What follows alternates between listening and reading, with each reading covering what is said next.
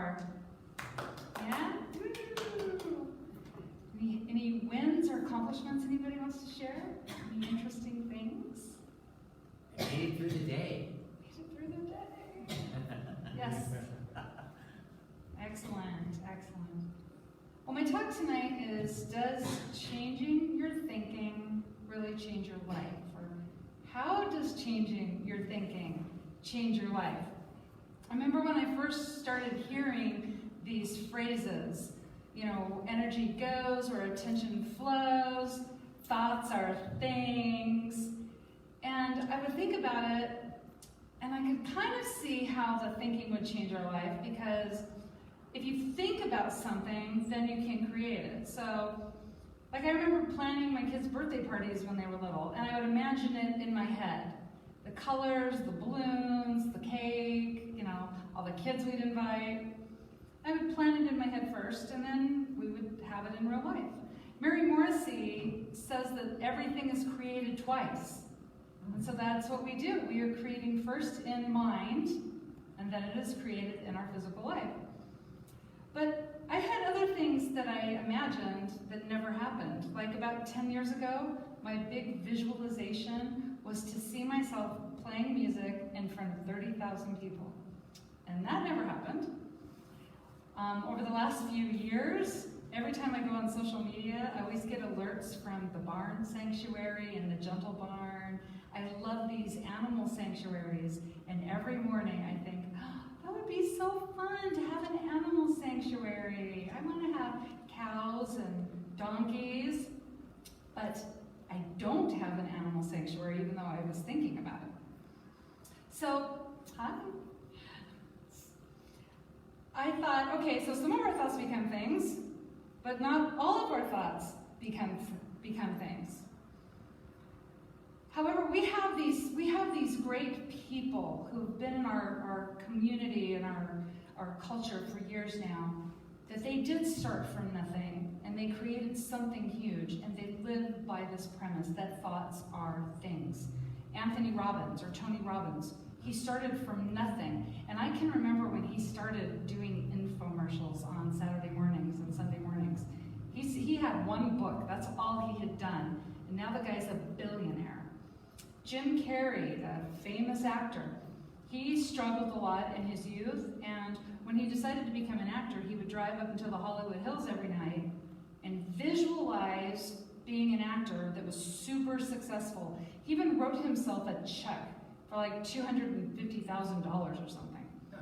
And he did this every night, and he would not go home until he was completely in this feeling, like really believing that this was the truth for him. So these people, and there are many more people who demonstrate, who show this in their lives, changing our thinking changes our lives.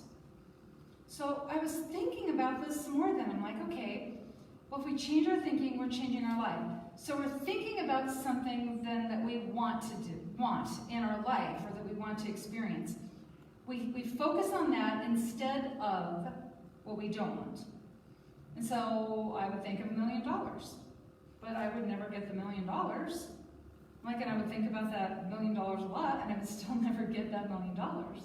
But vision boards, visualization exercises, affirmations, these are tools that we use to help us get into that space, and we can visualize being a millionaire. We can affirm that we're a millionaire, and we can do gratitude about being a millionaire.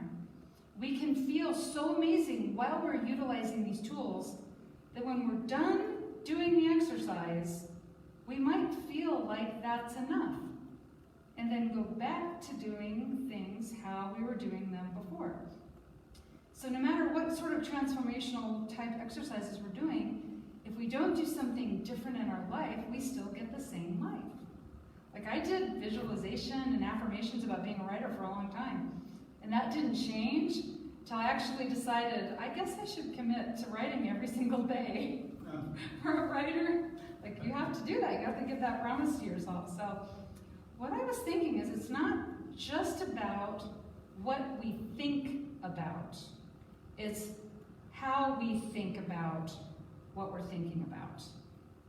And it's what we do about what we're thinking about. And so that's what I'm going to be talking about tonight.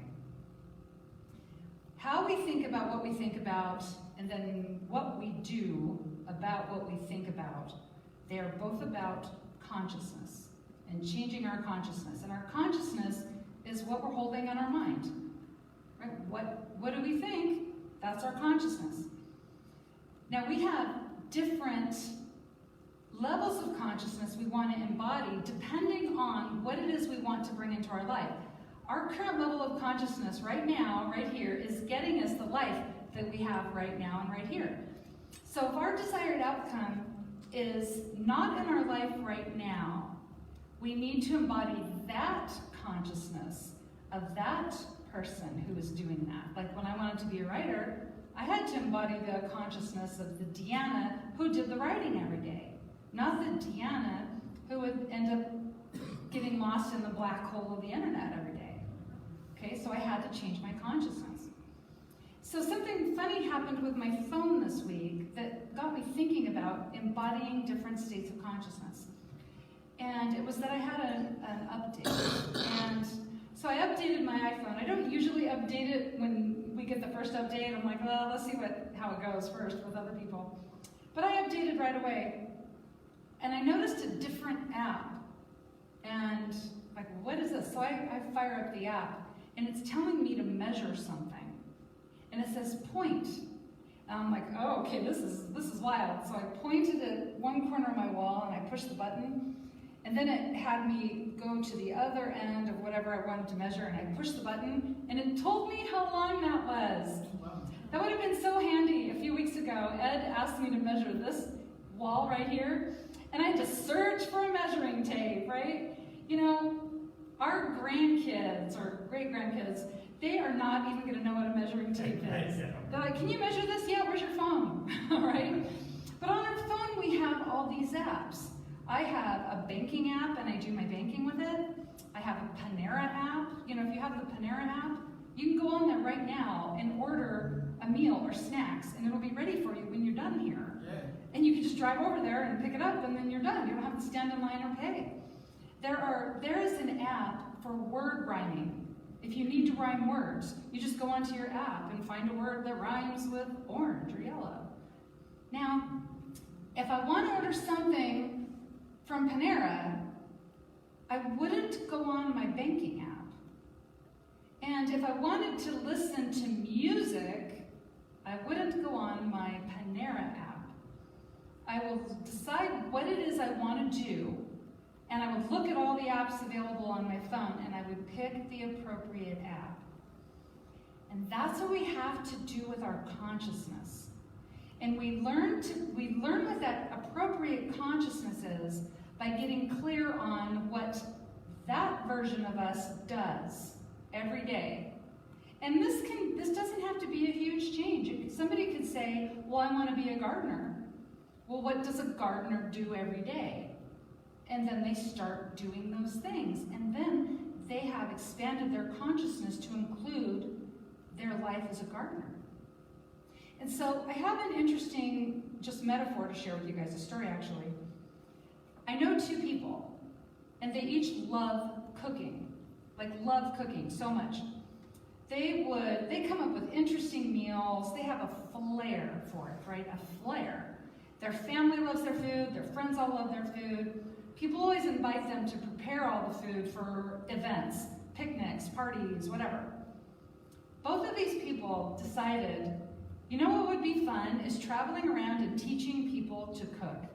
Because both of these people believe that cooking for people you care about is an act of service, like sacred service. And that you prepare your meals with love. And so they each wanted to teach other people how to prepare their meals with love. Okay? Now, they don't even know each other. I happen to know two people who think the same way. But see, this is where their similarities end. They both want to get out there and teach this. They both want to share this. They both even ask the question, well, how do you even start something like that? So one woman, she asked that question, how do you start something like that? How do you start something like that? And she kept asking, and so then she mentions it to a friend of hers. And her friend says, well, I teach yoga. And I go to senior centers and teach yoga. Why don't you go to a senior center and teach a cooking class? She's like, whoa, okay. Well, over the next year, she probably taught cooking classes at every senior center in Riverside and San Bernardino and whatever Palm Springs County is. Okay? She was doing all that. She started up a meetup group. She figured out how to rent kitchens in this area. There are a lot of places that have like a kitchen and a dining room. You can rent them. And pretty soon she's teaching all these classes. She has a meetup group with like 600 people on it.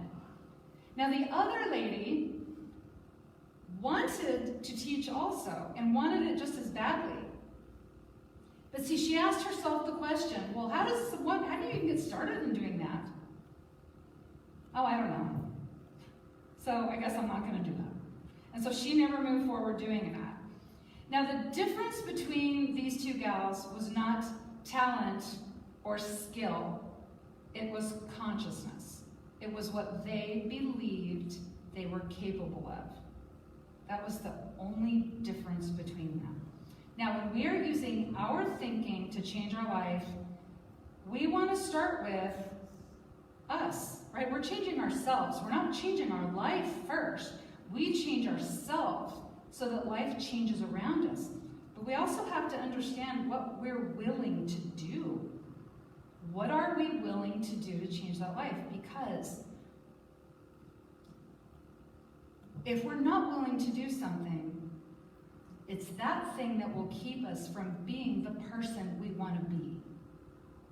So if we know what it is we want to add into our life, yet we can't do the thing that it takes to do that, to be that person, that will keep us from becoming that person. So we won't expand our consciousness. We have to understand and learn what it is we believe about ourselves and what it is we believe we're capable of doing. Which really, we're capable of doing anything we set our mind to. Now, what we believe we're capable of doing would be found in our mental tendency. And Ernest Holmes called the mental tendency that thing that we would do over and over in our life without thinking about it. It's the way we behave without thinking about it. It's the way we react to the world without thinking about it. It's how we are unconsciously creating in this world without thinking about it. And so, for example, if somebody had a victim consciousness, their mental tendency would be, oh, the universe hates me, this is always hard, people are mean. And they do that without thinking about it. A martyr consciousness would be, oh, I have to do everything, nobody appreciates me. And if somebody says, wow, that was so great, thank you for doing that, the martyr, because of their tendency, they won't hear it. They won't hear that. So our tendencies keep us stuck where we are instead of becoming the person we want to become. Ernest Holmes even described karma as the mental tendency. That we have karma, but it's a mental tendency. It's not a past life thing that holds us back. It's a belief about what we're capable of doing that holds us back. Now what's interesting is many people believe in karma and that they must have done something and now they're being punished. But within the universe, there are no opposing forces because source energy is all things. It is everything, everywhere present. Everything that has been, is yet to be, that we see right now. It's every brilliant idea we've ever had, every idea that's yet to be. Source is all things. There's nothing that is not source energy, which means there could be no punishment for karma because source is not out to punish anybody. It would be punishing itself. Source is not out to limit us or oppose us because it would be limiting or opposing itself. Okay, so that idea of karma, it just doesn't fly in our center or in New Thought. There's always a solution within that situation or within our lives, within whatever it is we're experiencing. There's always a solution because source energy is present in that. There are no opposing forces.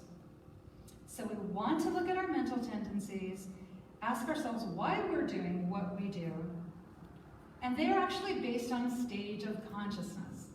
Now, I've loved researching consciousness, and Reverend Michael Bernard Beckwith has a a really great description of stages of consciousness. So I'm going to run through them really quickly because we all inhabit these consciousnesses at one point or another. There are 4 stages, but we don't go 1, 2, 3, 4, and then we're just graduated. We go 1, 2, 1, 2, 3, 2, 3, 2, 1, 1, 1, 1, 2, 3, 4. That's what we do. We're constantly moving around through these stages. So the first stage of consciousness is victim consciousness. With victim consciousness, we look at the world and we say, bad things out there happen to me. Things are done to me. I can't be happy until life out here changes. Because the victim has no power. They don't feel any power because they don't believe they have the power. Now, they can move out of that consciousness. We can move out of that consciousness when we get into it. And we'll always know we're in victim consciousness because we'll feel powerless and we'll want to put the blame on something outside of ourselves. And it's going to feel terrible. And when we are feeling terrible, we can say that to ourselves, wow, the universe hates me. I'm in victim consciousness. Okay, so we move out of that by giving up the need to blame things outside of ourselves. Stage 2 consciousness. This is called manifestor consciousness. Now when I was first reading this, I was like, ooh, that's the one I want to be, manifestor consciousness. But it's actually one we want to move out of, right? But it's a good start. In manifestor consciousness, we go from victim consciousness, which is life did it to me. Manifestor consciousness is I do it to life. I use my thoughts, and I will control the powers of the universe to create what I want to create in my life, and it will be my way, and I'm going to control everything. Now, we're still creating, and we've certainly moved out of victim consciousness. Now, to move out of manifestor consciousness, we want to give up our need to control everything. And so that would be wanting to manifest something in our life, but it has to happen exactly this way, and if it doesn't happen, well, then the universe was just a huge disappointment, right? So we don't want to control everything. So we move out of stage 2 into stage 3. So we've gone from victim consciousness, it did it to me, to manifestor consciousness, I'm doing it to it. Now, stage 3 consciousness, I'm a channel for it, and it works through me and into my life, and it goes through my thoughts and the mold that I've created in my thoughts, and it creates that in my life. Now, in this consciousness, this is where we first start getting the ability to let go of separation. Because in victim consciousness, of course, there's an obvious separation of belief that there's no connection to divine. Manifestor consciousness, there's even that implied separation because we think, I am going to control the forces of the universe, which implies a separation. Now in the third stage, there's still a bit of separation implied because we're seeing it move through us and create through us. Then we can go to stage 4 consciousness, which is, I am that. I become what I want to create. I am one with all things. Now, of course, this is our ideal consciousness to be in. But you can see where the last 3 levels of or stages of consciousness, we have the ability to expand our consciousness. And even out of victim consciousness, we have the ability to expand our consciousness, but we have to be able to gain awareness that we got stuck into victim thinking. So that's how we think about what we think about. We pay attention to our mental tendency to see why we're thinking the way we're thinking. But then there's also, how do we do what we're thinking about? So in my line of work and just in the field of, spirituality and all the fun I've been having all these years, the most popular excuse I have ever heard for why somebody can't create something is, well, it was really hard, so I'm pretty sure that was the universe telling me I shouldn't be doing that, because it was so hard. In the book Foundations of Mysticism by Joel Goldsmith, he even says something along the lines of, people get very disappointed when they're not experiencing success in their life, but they will say things like, well, God is all powerful, so I'll let God do it. Well, we don't let God do everything. We are God walking around in a body. So if somebody's going to do anything about it, it has to be us, and it has to start with us. Now, the universe is responsive. So when we do a thing, the universe responds to us, like playing Frisbee with a dog. Not my dog, but somebody's dog. Like, bring you the Frisbee. But the universe won't do anything for us until we're doing for us. And when people say, oh, it was too hard, so the universe doesn't want me to do that, I would like you just to think about the last bad decision that you made. Did the universe make it hard for you to follow through on that decision? Did the universe make it hard for it to work out? I mean, did you say, well, I was trying to make this bad decision, but the universe wouldn't let me? Yeah. Okay, the universe always says yes to us because it is us. It's working through us, for us, as us. So we take an action first based on the life that we want to create. We take an action that brings us closer to the person that is living in that life. So we are being that. Now, sometimes we can also get stuck because we think, oh, well, I have this dream that I want to create in my life. I want to be a gardener, but I don't know how to be a gardener. And we so often give up right there at the how. If we can't figure out how to make it all happen, we just stop. We think, well, I have to do something I know I can do. The thing is that when we are embodying like stage 3 or 4 consciousness, we're like, it's creating through me, for me, as me. I am that. I just become that person that is in that life that I want to be living. I become the gardener in that life that I want to live. Okay, like my friends, the one who decided to become a cooking teacher. She asked the question. She was only guided to do one thing at a time. And see, that's what happens with us. We commit to that dream. We say that we want to do that. We imagine ourselves in that. But then we still have to take an action step. But we only have to just do the first thing. And then we'll receive a response from the universe. We throw the Frisbee out there. That's our first step. The universe will throw it back. That's what we're supposed to do next. Neville Goddard said, assume the feeling of your wish fulfilled and observe the route that your attention follows. This is a really popular quote in spiritual circles, but most people only hear, assume the feeling of your wish fulfilled, and then they stop there. But what is so important is that we observe the route that our attention follows after feeling that wish fulfilled, because it's our attention will be telling us the next thing to do. Okay, like the woman who's decided to just mention to her friend she wanted to teach cooking. So I've had that experience in my life. I mean, I have done it. I've assumed the feeling and I just waited to see what happens next. But it really is like driving at night on a road you've never been on before, and you're trusting that 200 feet of headlights that you have. Okay, we're trusting in that. You could get across the United States and up through Canada, always driving in the dark with those headlights. You could do it 200 feet at a time. If you know how to make something happen, like you know everything to do, you know exactly what you're going to do, it's not a big, huge dream and you're not expanding your consciousness. I mean, you can still do it. I mean, it's fine. But you're not expanding your consciousness to do it. Okay? So life loves activity. This is something Florence Scotian said. Life loves activity. The more activity we take, the more life responds to us. Okay? The more we do, the more life does for us in response. So we're changing our thoughts to change our thinking. And it really does work. We just have to pay attention to what we're thinking. We focus on what we want instead of what we don't want. If we're focusing on what we don't want, we're just pouring more energy into that.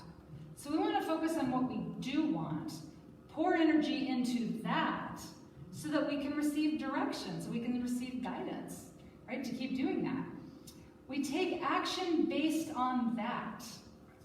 What is the thing that we could do right now to get us one step closer to that person that we want to be, that's in this life right here that we want to create? What is the one thing that we could do now? And I talked about tools, the vision boards, affirmations. These are really powerful tools because they will inspire us. When we're doing the affirmations, and we're looking at our vision board and doing visualization exercises, we become inspired. We feel excited. We feel happy. And that will put us in a zone to receive direction. And we act on the direction. We don't just do the exercises and go back to our old life. We do the exercises and do a new thing. Take some kind of new action. So you're not just changing your life. You are becoming the person who is in that life that you want to be living. You are becoming that person. So think about, what does that life look like? And what is that version of you doing in that life? And start doing that right now. We can all do that. We can all think about the life that we want to be living. What does that version of us do? We can do something right now about that. So remember that there is that within you which knows what to do and how to do it, and it compels you to act on what it knows. And so it is. Yeah. Thank you.